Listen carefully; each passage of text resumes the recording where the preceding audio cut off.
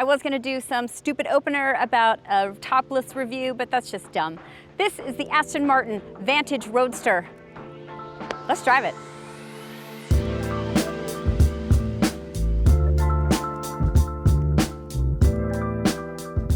Okay, I know I said we were gonna drive it, and we're gonna do that in a second, but I would be remiss if we didn't spend a little bit of time on how this thing looks.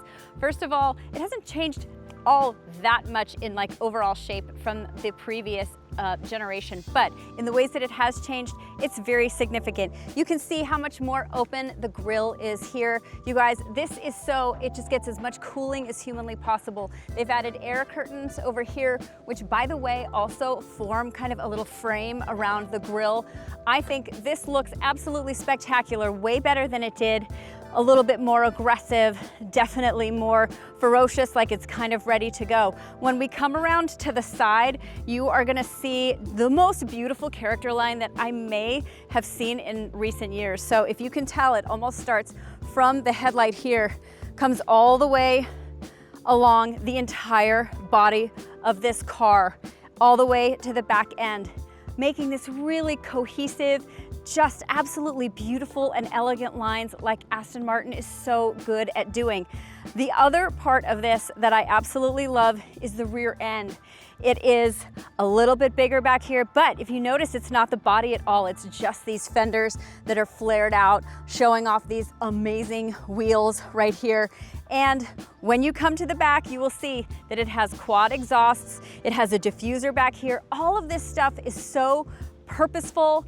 Every single detail on this helps improve the driving experience, helps with cooling.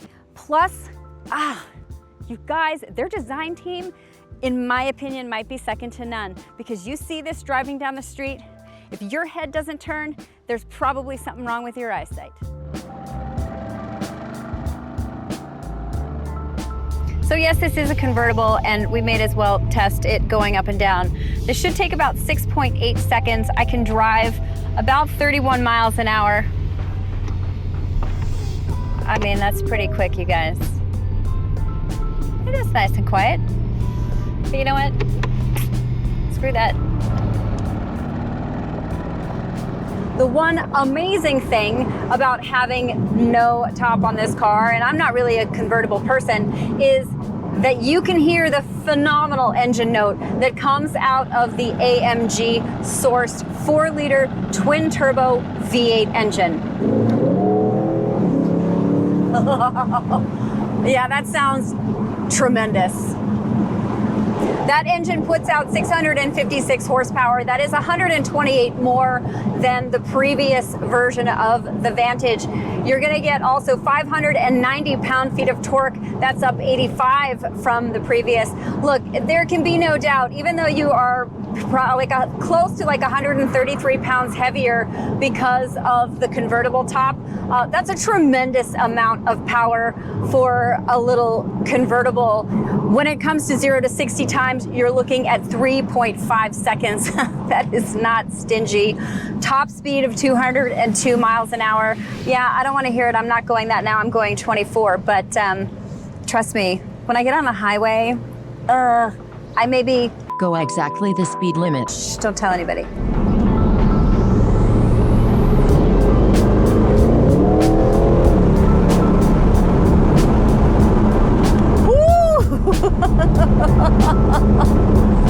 You've got an 8-speed automatic ZF transmission. The shifts are so quick and so smooth. I mean, they're basically like imperceptible. And the way that this selects gears for you, if you're slowing down, it almost intuits it. It knows it's gonna put you in the exact gear that you want. And then when you accelerate, it's got your back. I love the steering weight. It's so quick, it's so fast. Like anything that you want to do, input's really tiny. It's reading everything that I want. I'm getting some nice feedback from the road, not only in my hands, in my seat, in my foot on the throttle. This is still really a very analog feeling car for something that is so modern. Ride feel and handling wise, they did not change the hardware on this at all when it comes to the suspension. So the mounts and all of that kind of like metal work is exactly the same as it is in the Vantage Coupe. The shocks are tuned a little bit differently. You do get an adaptive damping system on this car. Bilstein provides that. And honestly, you can really feel like, and guys, I'm only going into Sport and Sport Plus because this has a track mode and then it has a wet mode. I'm not doing any of that stuff. I got no wet and I'm certainly not on a track, and I'm not willing to get rid of all the nannies. But even just going from Sport to Sport Plus, if things really firm up on the suspension, and it becomes even more of an energetic and exciting drive. You really can feel this sort of bouncing around the road a little bit. It still feels very composed. The tires on this are fantastic, so you have great grip around turns. This car feels so fun to drive, and there's an elegance to it as well. It does come with carbon ceramic brakes. There are steel brakes that come standard on this. We have the carbon ceramic brakes on this particular example. I would love to see how it actually feels with the steel brakes on it. But I have no problem with how these are reacting.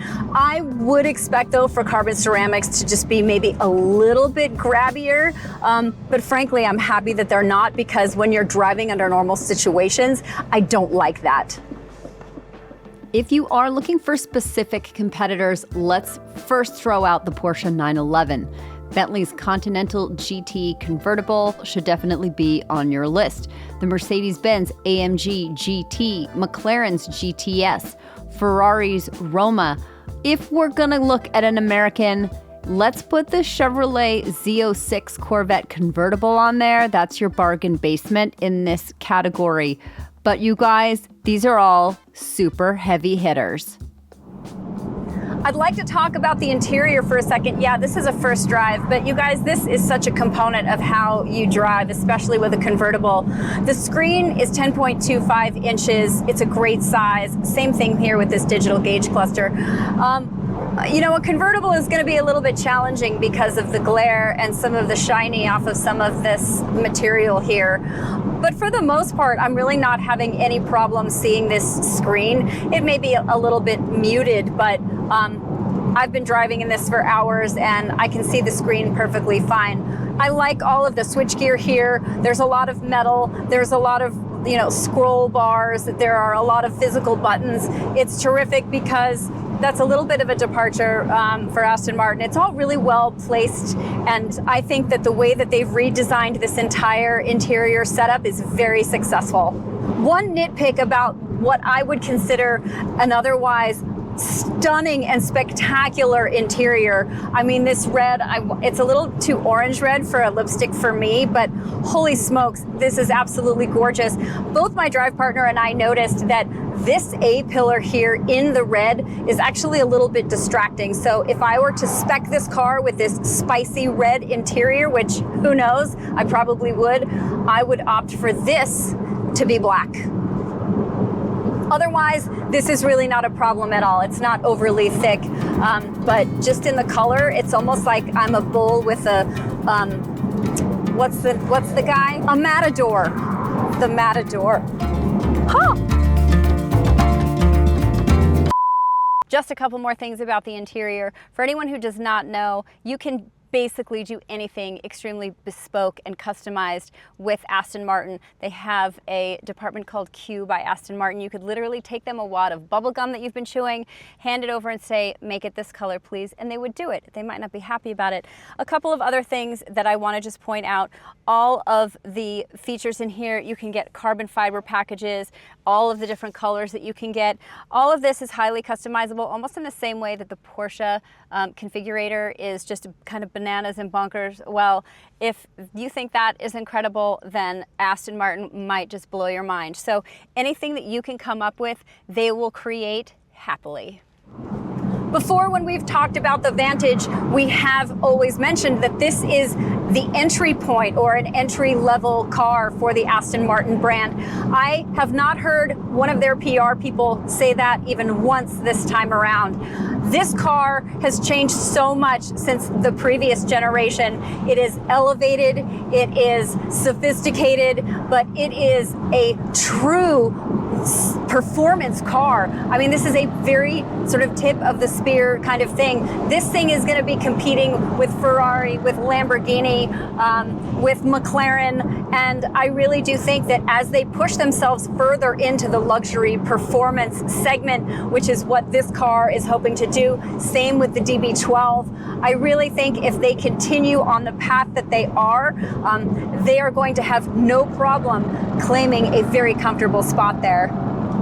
I do not have details on pricing yet. Pricing did first initially come out in January as $209,400 with a $3,500 destination fee. Since all of the activity with tariffs, they have since retracted that pricing. They are not sure and are now saying it's a TBD situation. The one thing I can tell you guys is it's not going down. Nuggets of information. I'm so impressed with almost every aspect of this Aston Martin, from the way that it looks to the way that it drives. The performance on this is absolutely spectacular and stunning, almost as good as you will look driving this thing down the road. Look, if you are in the market for a luxury performance vehicle, something like a Porsche or a McLaren, you guys put the Vantage on your list. And if you want the drop top, then the Roadster is your guy. And now you can see why I don't really like driving convertibles, but I would do this for that.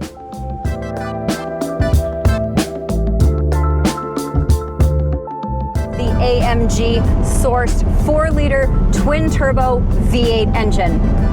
Why am I stopping again? I mean, seriously, Oh really? God. This is a... Okay, here we go. We're fine. I'm fine. Everything's fine.